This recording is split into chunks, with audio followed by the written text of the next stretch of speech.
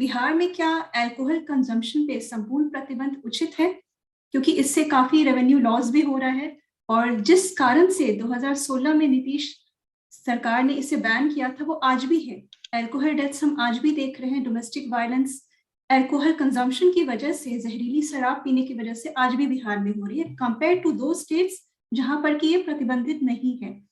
क्या ये नहीं सही था कि इसके बजाय सरकार कुछ कड़े नियम कानून बनाती ताकि जहरीली शराब का सेवन रुक सकता और इसे रेगुलेट किया जा सकता? देखिए, ये कंट्रोवर्शियल मामला है और मैं I just want to hold my answer because I want to say it something more concrete when I go to Bihar. लेकिन मोटे तौर पे मैं आपको इतना जरूर, मैं उसको साइड ट्रैक नहीं करना चाह रहा हूं, मैं इतना जरूर कहूंगा कि globally if we talk about evidence based policy making, this is the term which we use across the board, whether you are working in socio-developmental field or politics or otherwise, कि भैया एविडेंस बेस्ड पॉलिसी मेकिंग होनी चाहिए। तो यहाँ पर तो पूरे globe में कोई ऐसा एविडेंस पिछले 100 साल में नहीं है, आइदर इन डेमोक्रेटिक सेटिंग और अदरवाइज, जहां पर कि शराब बैन होने से वहां की समाज की बहुत तरक्की हुई हो। ऐसा कोई एविडेंस, ऐसा कोई प्रमाण किसी राज्य, किसी देश में नहीं है। तो all I can say is कि this is not evidence based. On this point of, some people pushing it कि ये गांधी जी की thought है, no, Gandhi was not, one need to read Gandhi carefully on this issue. He was not for a state imposed prohibition. He was for prohibition, but more as a social change, not as a state imposed prohibition.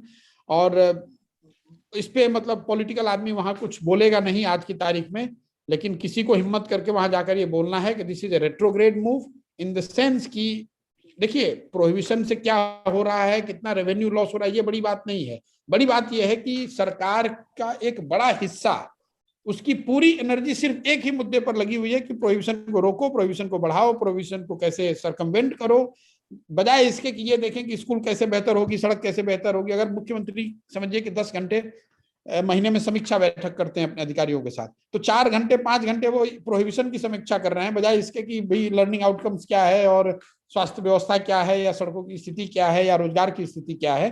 तो it's a drag on the time more than the revenue. I am not that much bothered about the revenue because there could be logic given कि भाई revenue जो loss हो रहा है उसके बदले कुछ आपको फायदे भी हो रहे हैं, that is fine.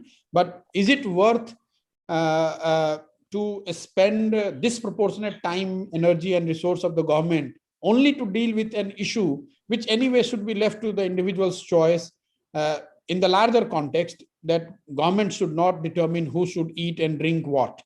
This is not what we have learned across the globe. There is no other evidence. If we would have seen a country or a state that has progressed very well, has done very well, basis prohibition, by all means you should implement it, but there is no such evidence.